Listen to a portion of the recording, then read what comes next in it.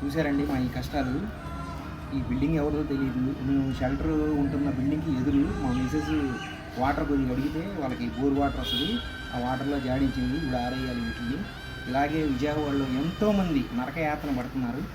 Please మీరందరూ కూడా విజయవాడ ఈ వరదల నుంచి త్వరగా కోలుకోవాలని, ఏ ప్రాణహాని, ఈ విష జ్వరాలు అలాంటి ప్రబలకుండా ఆ దుర్గమ్మ తల్లి కాపాడాలని మీరందరూ కూడా ప్రే చేయండి ప్లీజ్.